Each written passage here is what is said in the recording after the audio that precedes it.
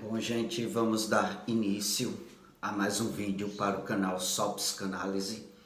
E nesse vídeo estarei conversando um pouco com vocês sobre a importância, sobre a influência de Freud.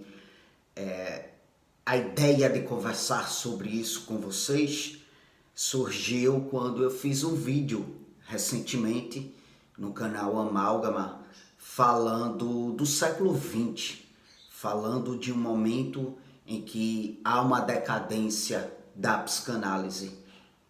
No século XX houve aí a ascensão, das terapias cognitivas, da terapia cognitivo-comportamental, e em paralelo houve uma decadência da psicanálise freudiana, entende? Não só da psicanálise freudiana, mas da psicanálise no geral. Então, houve essa decadência, houve essa defasagem no que diz respeito à psicanálise. Mas o que é que acontece? No século XX, na dimensão da filosofia, na dimensão da literatura, houve aí uma atribuição significativa à importância da psicanálise. Entre tantos mestres, do pensamento filosófico, da ciência, da literatura, a psicanálise ela começa a se destacar. Muito embora ela tenha entrado em uma espécie de sucateamento, ela tenha entrado em uma decadência quanto o seu uso no que diz respeito a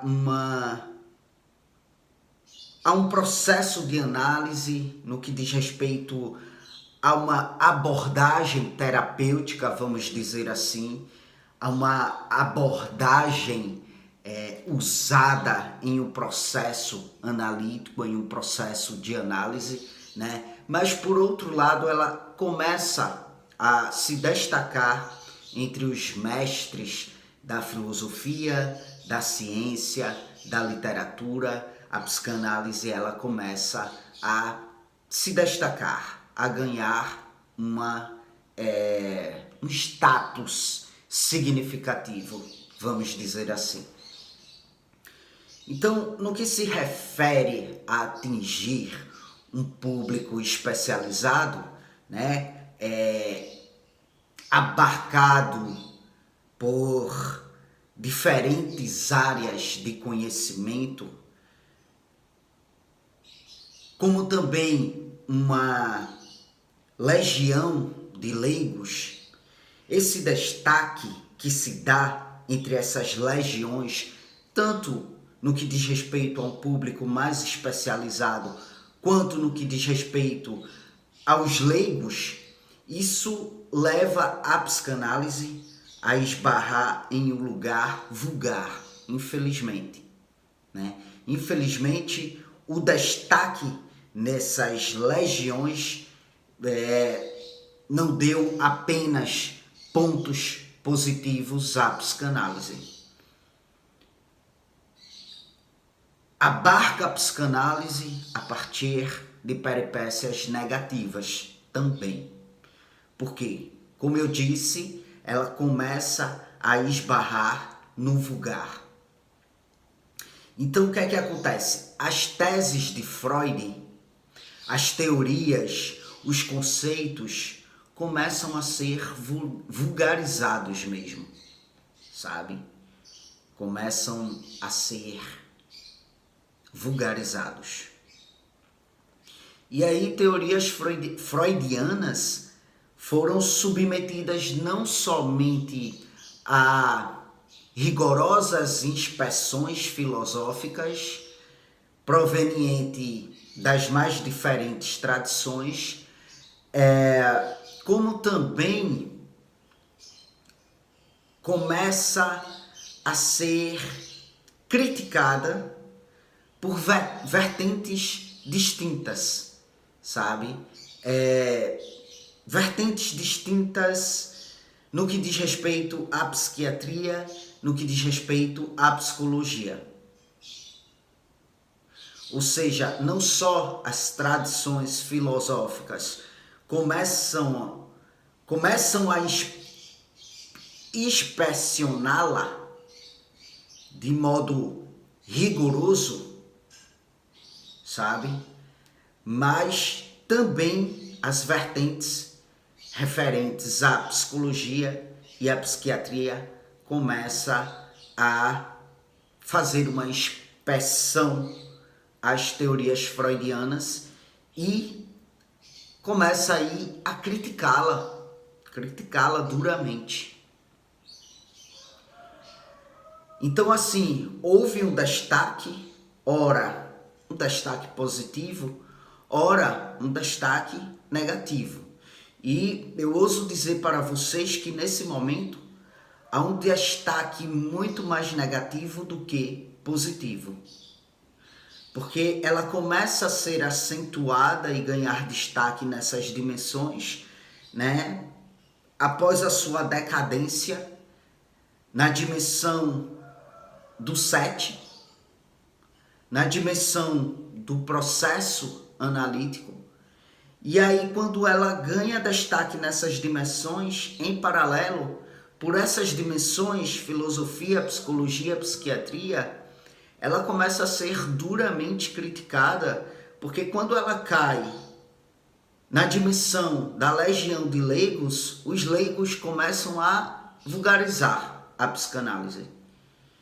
E com isso a psicanálise começa a ser muito desacreditada, começa a ser alvo de descredibilidade.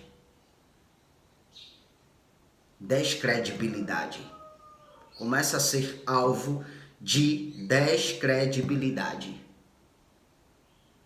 Justamente por conta da vulgarização que começa a abarcá-la. Então tudo começa realmente a ficar horrível para a psicanálise. E até hoje a psicanálise sofre as consequências desse momento ocorrido no século XX. Mudou um pouco o cenário no século XXI, as pessoas se abriram mais para a psicanálise, né?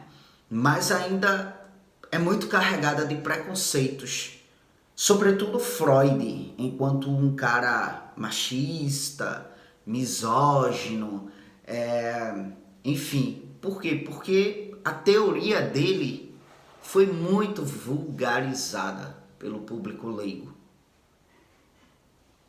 sabe? Mas o que é que acontece? A psicanálise, ela nunca deixou de ter um destaque significativo no que diz respeito, por exemplo, ao surrealismo. Ela inspirou o surrealismo. E essa inspiração dada ao surrealismo a faz presente de modo significativo na dimensão da sociedade, na dimensão da cultura, entende? O movimento referente ao surrealismo trata-se de um movimento literário, né? Trata-se de um movimento artístico. Então, ela continua a ser muito significativa no que diz respeito ao social, no que diz respeito ao cultural, no que diz respeito ao artístico, no que diz respeito à literatura. Esse movimento ele fora lançado em 1924, né, pelo escritor francês André Breton. E aí, esse tipo de movimento, ele se caracterizava por uma expressão, ou melhor, ele se caracteriza porque o surrealismo se faz presente até hoje, tanto na literatura quanto na arte, consequentemente na cultura, consequentemente na sociedade, entende? Então, é um movimento que vai se caracterizar pela expressão espontânea e automática do pensamento. Expressão essa espontânea e automática do pensamento que é ditada pelo inconsciente. Né? E aí há de ser um pensamento deliberadamente incoerente, justamente porque essa expressão é ditada pelo inconsciente. Como a gente sabe, o inconsciente ele é muito abarcado por incoerências, por desordens, né? Enfim, por aquilo que é paradoxo, por aquilo que é ambíguo, entende? Mas muito embora haja uma incoerência, haja uma desordem, um paradoxo e enfim, paradoxalmente falando, na incoerência há uma coerência, na desordem há uma ordem, né? Na desordem há uma ordem, na incoerência há uma coerência, no paradoxo há uma harmonia, entende? Porque é assim que o inconsciente funciona. E, portanto, aquilo que é expressivo no surrealismo é ditado pelo inconsciente. Com isso, a psicanálise se faz presente. Entende? A psicanálise, ela proclama, vamos dizer assim, a prevalência absoluta do sonho. E essa prevalência absoluta do sonho, ela está abarcada também pelo surrealismo. O surrealismo também está abarcado pelo instinto, pelo desejo, tudo isso aí ditado pelo inconsciente. Então, a psicanálise, ela entra no século XX em uma decadência, mas ela continua se fazendo presente de modo muito acentuado, inclusive no cinema.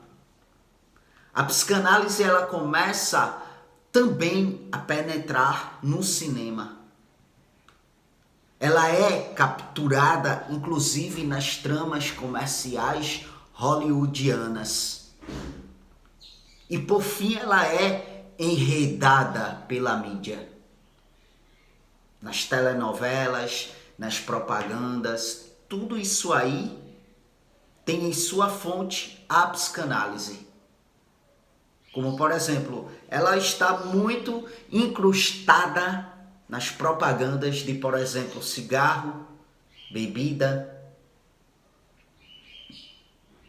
Como assim, Caio? O que é que uma propaganda de cigarro, de bebida tem a ver com a psicanálise? Como assim a psicanálise está na fonte dessas propagandas? A publicidade, ela trabalha sutilmente, né?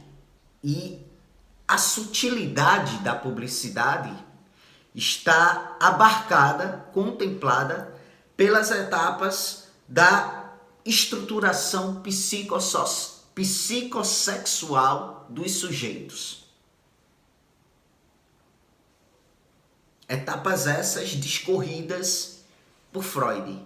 Etapas estas discorridas por Freud. Né?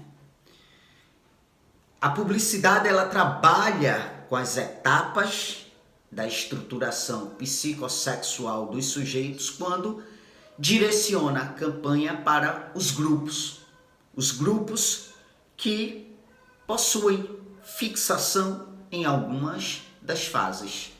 Fase oral, fase anal, fase fálica, fase de latência, fase genital.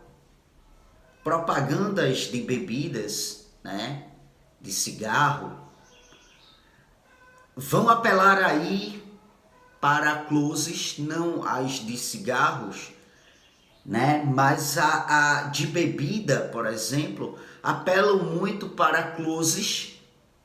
Acho que todo mundo aqui que me assiste já viu um comercial de bebida, né? E aí a gente vê lá a pessoa degustando o produto. A gente vê lá no comercial closes, né, de pessoas degustando o produto que ali está sendo anunciado. Isso aí vai realçar o comportamento dos seres humanos, sobretudo aqueles que possuem a fase oral mais estruturada, aqueles que possuem uma fixação na fase oral. Da mesma forma, acontece com os anúncios de produtos de limpeza, por exemplo, que são claramente direcionados às donas de casa, que são aí obcecadas por higiene, né? Onde nesse feitio, nesse comportamento, suspeita-se uma fixação na fase anal. Então, a eficácia da propaganda, de uma propaganda, ela está ligada à manipulação das 3 instâncias do aparelho psíquico. Ela tem como objetivo, de fato, manipular as 3 instâncias do aparelho psíquico. É possível perceber, né, os apelos constantes ao id, por exemplo. É a instância mais manipulada pela publicidade, porque é uma instância que é desprovida do racional. Muito embora o ego esteja ali tentando contemplá-la com uma racionalidade, bem como o superego. Mas existem muitos seres humanos que têm o ego e o superego muito sucateado. Com isso há uma prevalência do id. E aí as publicidades objetivam justamente uma manipulação do id. Muitas vezes o consumidor, ele é compelido a comprar um bem, ele é compelido a comprar um serviço, né? Por motivos poucos aparentes. Por motivos nada aparentes. E aí, como a pessoa está com o lado racional defasado, muitas vezes até, por exemplo,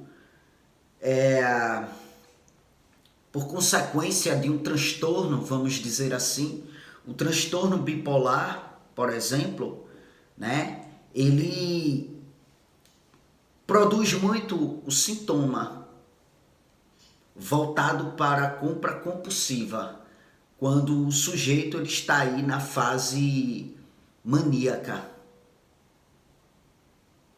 quando ele está aí acometido pela fase que é abarcada pela mania. Ele tende a ter esse movimento de comprar compulsivamente. A minha avó, ela tem de modo muito acentuado, ela é diagnosticada psiquiatricamente há mais de 20 anos com transtorno bipolar. Ela passa por tratamento medicamentoso há mais de 20 anos, né? Porque o transtorno bipolar dela é muito severo. A alternância de fases é muito severa entre a fase depressiva e a mania, entende? Hoje não mais, porque ela já tem uma certa idade, então a idade a debilita um pouco, sobretudo no que diz respeito à fase da mania. Mas quando ela era mais nova e estava aí acometida pela fase da mania, ela tinha um movimento da compra por compulsividade, por motivos pouco aparentes. Mas também não necessariamente a pessoa precisa estar acometida de um transtorno para esse movimento de comprar sem uma racionalização, sem uma racionalidade, sem o controle do superego e uma alternância uma intermediação do ego, entende? E aí, o que é que acontece? Essa situação, ela é retratada por meio da maneira evidente de oferecer promoções, tarifas mais baratas, né, para os clientes, através de grandes promoções que muitas vezes aí é contemplada, muitas vezes o mercado de produtos, né, é contemplado por promoções generalizadas e que muitas vezes não é nenhuma promoção. Eles fazem um jogo ali de preço e desconto, né? Onde no final de tudo não é uma promoção, mas aí isso acaba ludibriando, esse jogo ludibria mesmo a mente das pessoas, o aparelho psíquico das pessoas. E com isso as pessoas se veem nesse movimento de comprar muitas vezes sem nem estar precisando do produto.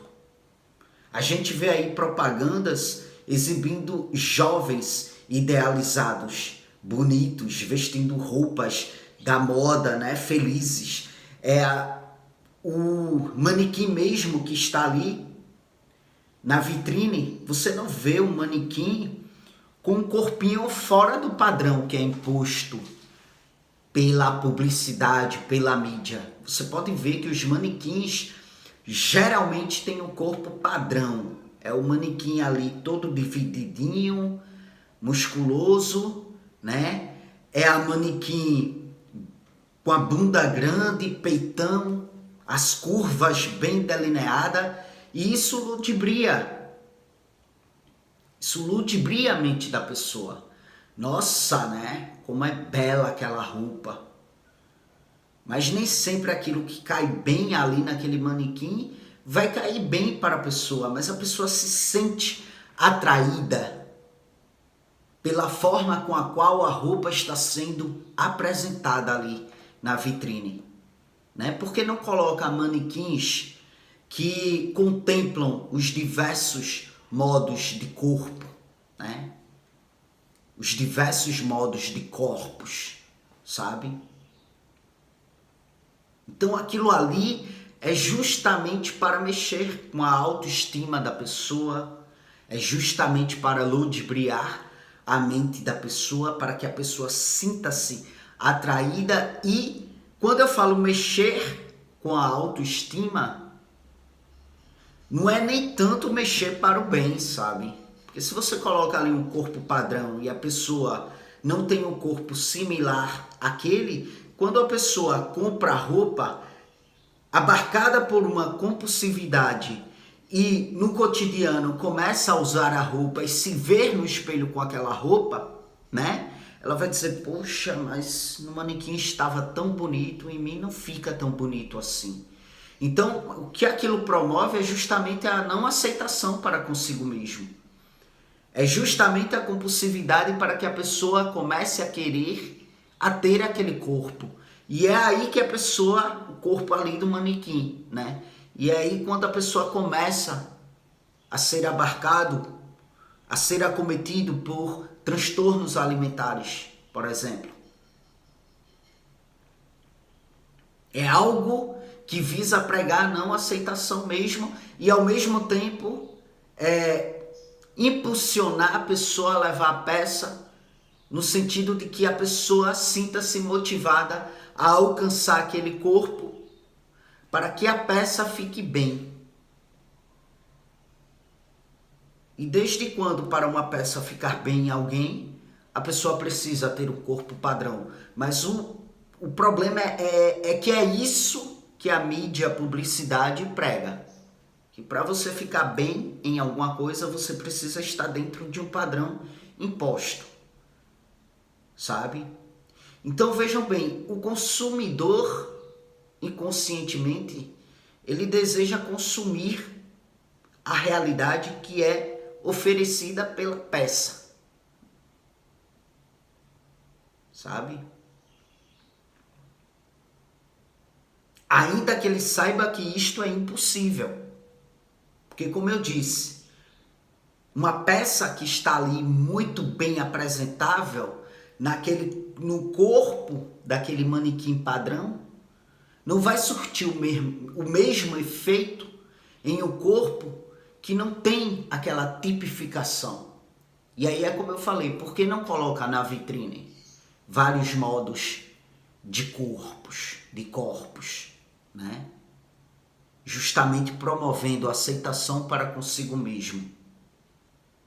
E aí eu não estou romantizando aqui obesidade e anorexia não, tá, gente? Porque quando a gente fala sobre a autoaceitação no que diz respeito a se você não tem um corpo dentro de um padrão, né? Se você é uma pessoa gorda, né? Trabalhar essa autoaceitação, com isso eu não estou querendo fazer apologia à obesidade.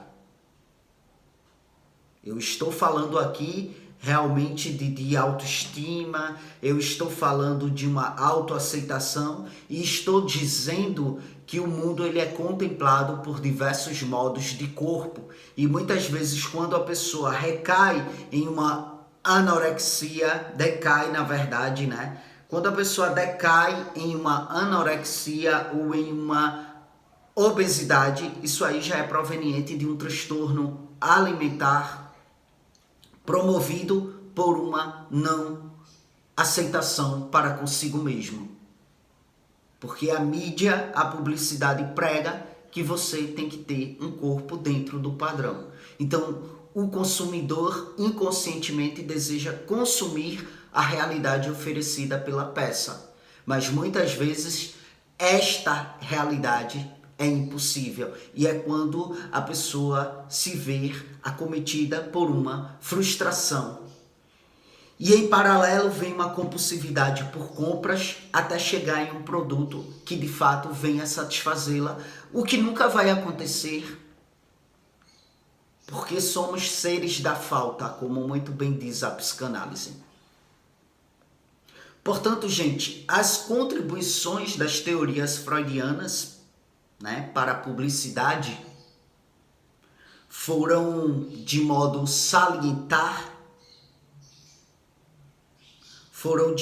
salutar, na verdade,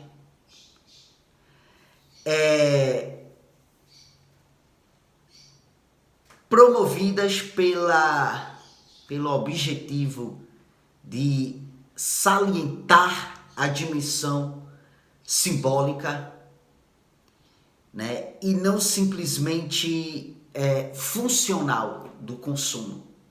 É algo para pegar na dimensão simbólica mesmo. É na dimensão simbólica, não é na dimensão funcional do consumo. Eu venho muito falando, né, da dimensão simbólica, da relação do ser humano com a dimensão simbólica no curso de psicanálise lacaniana que eu estou promovendo. Inclusive, estou aí para colocar aqui no canal, né, uma aula amostra desse meu curso, entende?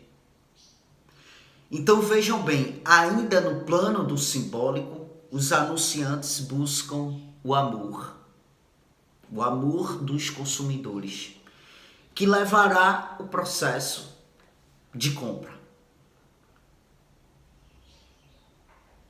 Uma peça que está ali muito bem apresentável, aquilo ali desperta o amor do consumidor e até para consigo mesmo. Nossa, essa peça eu acho que vai ficar muito bem em mim.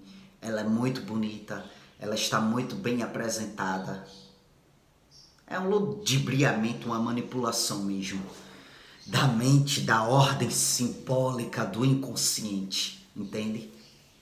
E para além de tudo isso, gente, estou falando aqui, né, das contribuições, influências e o quanto que Freud sempre esteve muito destacado, muito embora a literatura venha dizer que no século XX ele cai em decadência, mas ele sempre esteve muito destacado.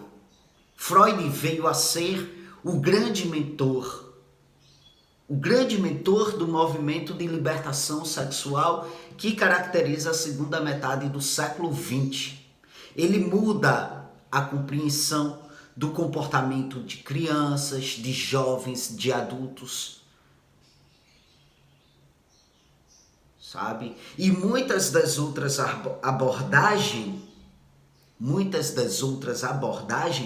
da dimensão da área da psicologia é influenciada por esse aspecto freudiano, sabe? Então, somos herdeiros de um legado freudiano que, bem ou mal difundido, passou a fazer parte da nossa vida, passou a fazer parte de nossas explicações acerca de nós mesmos, acerca de nossos atos, que anteriormente fora incompreensíveis. Hoje, alguém minimamente inserido em um canal cultural vai se deparar com algum comentário ou algum termo proveniente do vocabulário psicanalítico. E não precisa nem ser um canal cultural. No dia a dia mesmo, nas mais diversas situações, né? Como, por exemplo, trauma na infância, isso aí é um vocabulário freudiano, repressão sexual, desejo, complexo de Édipo, né? Tudo isso aí vem das peripécias freudianas. Então é isso, gente. Eis aí mais uma elucidação aqui para o canal Só Psicanálise. Como eu disse para vocês, estou promovendo um curso de psicanálise lacaniana, onde está aí por um valor mensal de R$50. Se você quiser adquirir o curso, né, você entra em contato comigo por meio do meu WhatsApp. O WhatsApp vai estar aqui no comentário em destaque do vídeo. Qualquer coisa, fala comigo para que você possa ter mais informações referentes a esse curso, tá bom? Para além disso, gente, eu promovo assessoria na área da psicanálise, na área da psicologia em geral. Quem for estudante da área, profissional da área e precisa de uma assessoria no que diz respeito ao maior aprofundamento nas teorias, eu também presto esse serviço, né, que é 100% online. O meu curso também de psicanálise lacaniana que estou promovendo é 100% online, tá bom? Todos os serviços que eu ofereço é 100% online. Você pode me procurar através do WhatsApp, certo? Para maiores informações. Para além disso, eu também estou trabalhando na dimensão da terapia. Estou atuando como terapeuta analítico, né? Eu sou bacharel em psicologia, mas eu não atuo como psicólogo clínico, como psicoterapeuta.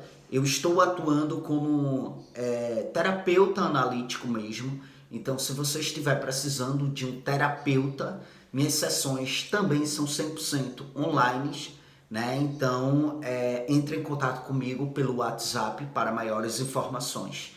Pois bem, para além disso, você vai encontrar aqui o link de um curso de formação em psicanálise promovido pela Associação Brasileira de Psicanálise.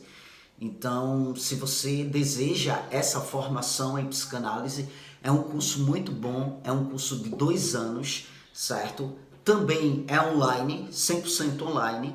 E aí eu vou deixar o link do curso para que você possa ter acesso à página do curso para as informações pertinentes acerca do mesmo. Para além disso, você vai encontrar aí os meus demais canais aqui no YouTube.